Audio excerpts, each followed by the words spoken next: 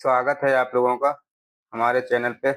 देखिए, आज हम लोग पढ़ेंगे हिंदी का प्रैक्टिस सेट नंबर 6, जो कि बहुत ही उपयोगी होगा। आप लोगों को बता दें कि यहाँ पे हम लोग हिंदी प्रैक्टिस नंबर 6 पढ़ने जा रहे हैं, जो कि हर बार पढ़ते हैं। यहाँ पर आपको बताएं कि हिंदी रटाई नहीं सिखाई जाती है। दूसरी चीज, प्रतिदिन यहाँ पे एक वीडियो आता है। नए लोग सिर्फ 15 दिन देखें, आराम से उनको समझ में आने लगेगा। कॉपी कलम की जरूरत नहीं, सब यहीं पे रटा दिया जाएगा। परीक्षा कहीं की हो, हिंदी आपको यहीं की देखने को मिलेगी। और अगर आपने चैनल को सब्सक्राइब नहीं किया है तो सब्सक्राइब कर लें, जिससे कि मेरा चैनल ग्रो हो जाए और मैं पढ़ाने में अच्छा लगे। देखिए, यहाँ पे बात करें तो हम यूपी ट्रिपल 80 से लेकर के यूपी पीसीएस तक की हिंदी कवर करते हैं। आपको हूबहू यहीं से सारे क्वेश्चन देखने को मिलेंगे। लगभग आप यहाँ से 85 से लेकर के 90% क्वेश्चन आपको यहाँ से देखने को मिलेंगे इसी क्लास से। चलिए, इसको हम लोग आगे बढ़ाते हैं और पढ़ते हैं। देखिए, चित्त की आकुलता के लिए उचित शब्द क्या है? चित्त की आकुलता के लिए उचित शब्द क्या है, बताइए। अमर्ष, उद्वेग, अवहिता या अपस्मार। ये क्वेश्चन वो हैं जो कहीं ना कहीं आए हुए हैं, हमेशा पूछे जाते हैं और यही क्वेश्चन आपको देखने को मिलेंगे। देखिए, इसका चित्त की आकुलता का होता है, आंसर है आपका बी, उद्वेग। अब ये अमर्ष का क्या मतलब है? अमर्ष का मतलब होता है क्रोध। ठीक है, अमर्ष का मतलब होगा क्रोध। और अवहिता का क्या मतलब है, आप लोग बताइए। अवहिता का मतलब क्या होता है? लज्जा या शर्म छुपाने का भाव। लज्जा या शर्म छुपाने का भाव। ठीक, जैसे कि जब लड़कियां कहीं गिर जाती है, एकदम देखती उठ के खड़ी हो जाती, कहीं मुझे देखा तो नहीं है, इस तरीके का जो भाव आता है और वो होता है। और अपस्मार क्या होता है? देखिए, अपस्मार का क्या मतलब होता है? मिर्गी रोग। मिर्गी रोग जानते हैं आप लोग? मिर्गी जैसे आते हैं, चक्कर खा के गिर जाते हैं, ये होता है मिर्गी रोग। मिर्गी रोग। ठीक है, इतना समझ में आया आप लोगों के? चलिए, आगे बढ़ते हैं हम लोग। नेक्स्ट क्वेश्चन देखते हैं। गधा धोने से बछड़ा नहीं हो जाता, मुहावरे का अर्थ क्या है? गधा धोने से बछड़ा नहीं हो जाता, इसका मतलब क्या है? मतलब गधा धोने से बछड़ा नहीं हो जाता मतलब उसका, गधे का आप धुल दोगे, बछड़े की तरह बिल्कुल चमका दोगे, तो क्या उसके लक्षण बदल जाएंगे? कहने का मतलब ये है। तो देखिए, ऑप्शन देखिए। लोहे को सोना नहीं बनाया जा सकता, क्या ये है? या छोटे साधन से बड़े कार्य नहीं किए जा सकते, किसी का मूल स्वभाव नहीं बदला जा सकता है, तुच्छ वस्तु का भी अपना मोल होता है। इसमें इसका क्या है? देखिए, मैंने गधा, इस क्वेश्चन है गधा धोने से बछड़ा नहीं बन जाता, इसका मतलब है ये निकल के आ रहा है कि किसको कुछ भी कर दो उसके लक्षण नहीं बदलेंगे। तो लक्षण का यहाँ पे क्या भाव हो रहा है? देखिए, ये ऑप्शन देखिए। लोहा, लोहे को सोना नहीं बना जा सकता, ऐसा तो कुछ है नहीं। छोटे साधन में बड़े कार्य नहीं सदते, ये भी इसका भाव नहीं निकल के आ रहा है। तुच्छ वस्तु का भी अपना मोल होता है, ऐसा भी कुछ नहीं निकल के आ रहा है। तो आंसर अपना क्या हो जाएगा? किसी वस्तु का मूल स्वभाव नहीं बदला जा सकता। गधे को आप अगर बछड़ा बना दोगे, बछड़े की तरह कर दोगे, तब भी रहेगा तो गधा ही, उसके लक्षण बछड़े की तरह थोड़ी ना हो जाएंगे। चलिए, आगे बढ़ते हैं। देखिए, काबुल में क्या गधे नहीं होते? लोकोक्ति का अर्थ क्या है? अब इसका मतलब क्या निकालें? काबुल में क्या गधे नहीं होता, इसका क्या मतलब है? मतलब हर जगह एक जैसे इंसान नहीं होते हैं, अच्छे भी मिलते हैं, बुरे भी मिलते हैं। इसका शाब्दिक अर्थ ये आ रहा है। काबुल में क्या गधे नहीं होते, मतलब ऐसा तो है ना वहां गधे नहीं होते, गधे तो होते ही हैं। इसका अर्थ ये आ रहा है कि हर जगह दोनों तरीके के इंसान होते हैं। अब देखिए, क्वेश्चन देखिए। अच्छी जगह मूर्ख का मिलना, उच्च पद पर अयोग्य होना, अच्छे बुरे हर जगह पाए जाना, जल्दी का काम अच्छा नहीं होता। तो इसमें कौन सा है सही? देखिए, अच्छी जगह मूर्ख का मिलना, ये तो नहीं निकल रहा। निकल के आ रहा है काबुल में क्या गधे नहीं होते, इसका मतलब ये निकल के आ रहा है भाई हर एक जगह पे हर एक तरह के लोग रहते हैं, इसका मतलब ये निकल के आ रहा है। तो ये भी नहीं है। उच्च पद पर अयोग्य होना, तो इसका भी कोई मतलब नहीं है।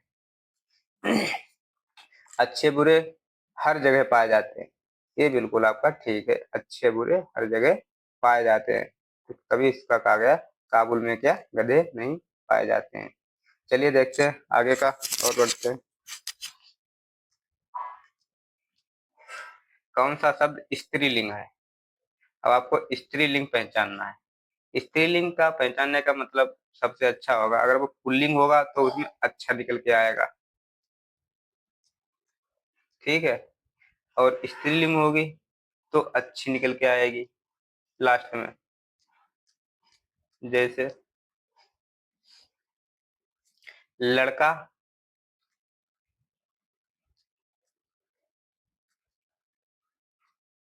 अच्छा है या अच्छी है, तो लड़का अच्छा ही होता है।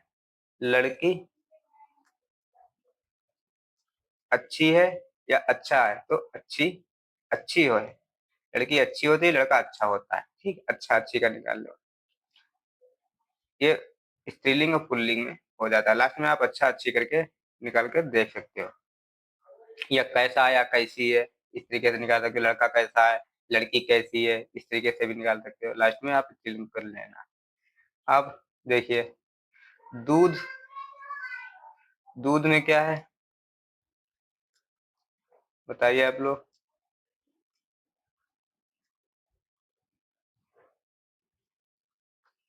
दूध पिया जाता है या पिया जाती है?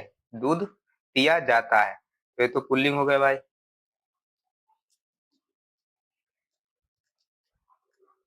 दूध पुल्लिंग में पिया जाता है। पनीर अच्छी होती है या अच्छा होता है? पनीर अच्छा होता है,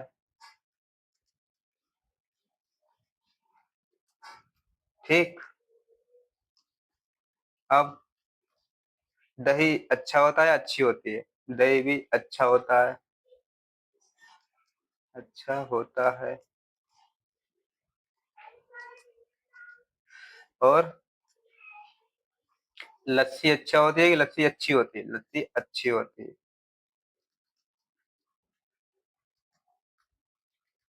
ठीक। तो ये थोड़े, ये दो ऐसे हैं जो आपको याद करके ही चलना है, पनीर और दही। लेकिन कभी कभी क्या आप लोग कर देते हैं, मिस हो जाता है कि पनीर अच्छी कह देते हैं। अधिकांश इसको अच्छी के तौर पे जनरल भाषा में पनीर को स्त्री लोग स्त्री में ही गिनते हैं, स्त्रीलिंग में ही अच्छी और दही अच्छी, लेकिन ये पुल्लिंग होता है। इसको आप पनीर और दही को पुल्लिंग में याद करके चलिएगा। पनीर अच्छा होता है, दही भी अच्छा होता है, ठीक है। आगे का चलते हैं, देखते हैं। देखिए, इनमें से कौन सा शब्द लोहित का पर्यायवाची नहीं है? लोहित, लोहित का क्या होता है?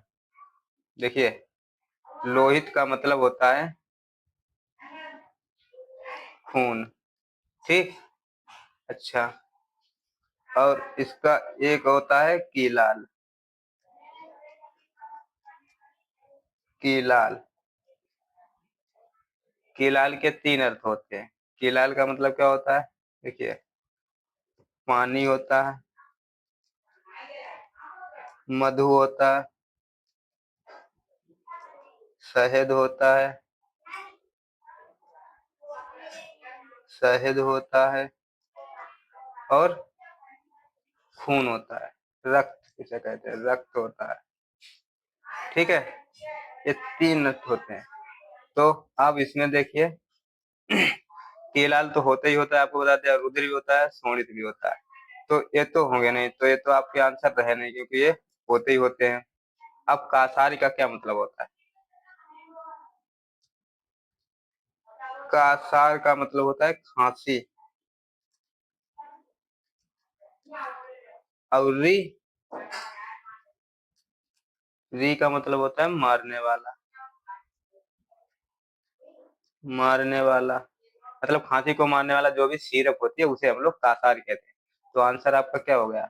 आंसर हो गया आपका कासार। यही नहीं है, यह एक सिरप होती है जो खांसी खत्म करती है, कासारी। चलिए आगे बढ़ते हैं हम लोग। सत्याग्रह का संधि विच्छेद क्या है? सत्याग्रह का, सत्याग्रह का देखिए क्या होगा।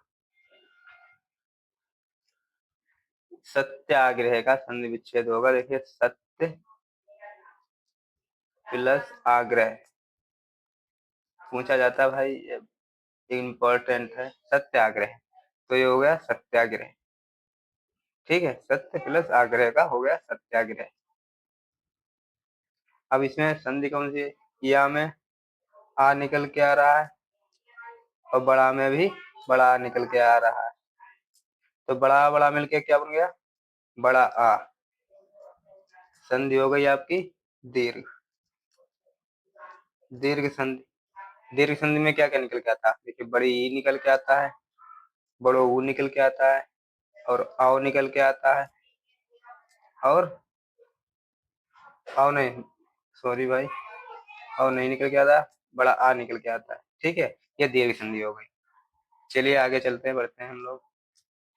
उदज सुता का अर्थ है, उदज सुता। देखिए उदज सुता को अगर बताइए, व्यस्त भानुजा होगा या जनक सुता होगा या धनदा होगा या अनुजा होगा? उदज सुता, उदज सुता देखिए आप यहाँ पे लिखिए, उदध सुता। देखिए उदधि का मतलब क्या होता है?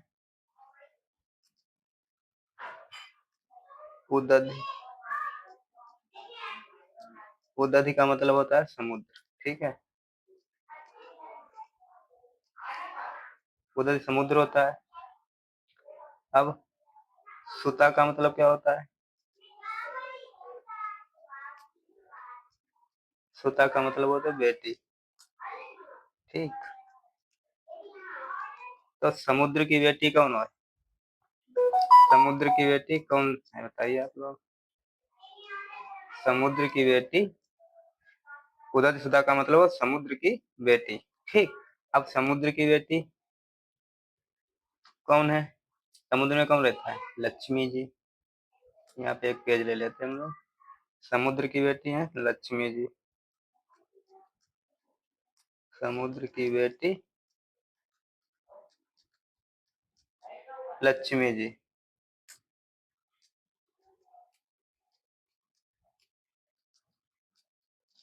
ठीक, और लक्ष्मी जी को और क्या कहते हैं हम लोग? धन दा। धन दा का मतलब, धन का मतलब धन देने, धन, और दा मतलब होता है देने वाले, देने वाले, धन देने वाले भी लक्ष्मी हो गई। ठीक है, एक और बताइए अब, धा ना और दो, खाली दा हो तो दा का मतलब होता है देने वाला, देने वाला। तो धनद का हो जाएगा कुबेर, क्योंकि धन देने वाले कौन है? कुबेर भगवान। ठीक है, कुबेर। अब आ जाइए यहाँ पे, यहाँ पे देखिए उदध सुता का अर्थ क्या है? मैंने बताया था समुद्र की बेटी, और धनदा का मतलब समुद्र की बेटी लक्ष्मी जी, और लक्ष्मी जी को ही धनदा भी कहते हैं। तो आपका आंसर यहाँ पे धनदा सही हो जाएगा। ठीक, अब वृषभानुजा देख लेते हैं। वृषभानुजा कौन है? वृषभानु की बेटी, वृषभान प्लस जा का मतलब बेटी, तो एक वृषभानु की बेटी कौन थी? राधा जी होती थी। ठीक, तो ये राधा जी का हो गया।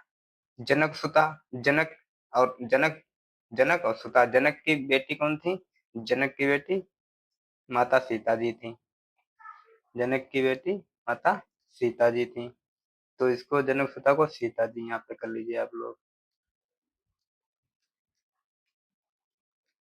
ठीक, अनुजा का मतलब क्या होता है? अच्छा आप लोग बताइए कोई। अनुजा का मतलब देखिए, एक होता है अनुज, एक होता है अनुजा।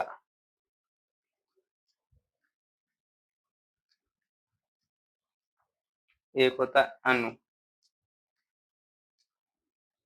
इस अनु का पहले मतलब बताइए आप लोग। अनु का मतलब होता है पीछे से चलने वाला, पीछे आने वाला। अनुचर मतलब होता है पीछे चलने वाला, मतलब पीछे, और अनु का मतलब पीछे पीछे, ठीक। अनु जा, जा का अनु मतलब पीछे से, जा मतलब जन्म लेने वाला। तो तो अनुज मतलब क्या होगा? पीछे से जन्म लेने वाला का मतलब होता है छोटा भाई, ठीक है, ये छोटा भाई हो गया, छोटा भाई। अब अनु, अनु मतलब पीछे, जा मतलब जन्म लेने वाली, या जन्म लेने वाला, या जन्म लेने वाली। जा का मतलब है जन्म लेने वाली। पीछे से जन्म लेने वाली कौन होती है? छोटी बहन होती है हम लोगों की, छोटी बहन। तो ये हो गया, ठीक है। अब बताइए आप लोगों को क्लास कैसी लगी? अच्छी लगी हो तो इसको लाइक करना, कमेंट करना, और सब्सक्राइब भाई लोगों जरूर कर लो, चैनल को आगे बढ़ाओ, इससे कि हम लोग और इसको आगे से अच्छे से डिस्क्रिप्शन बना सकें और इसमें अच्छा सा कंटेंट लाएं। जब तक इसमें व्यू और अच्छे लोग, अच्छे सब्सक्राइबर नहीं होंगे, तब तक मजा नहीं आ रहा है मुझे। आप इतना काम करिए, इसको परिवार हम लोगों का बढ़ाइए। लिए धन्यवाद साथियों।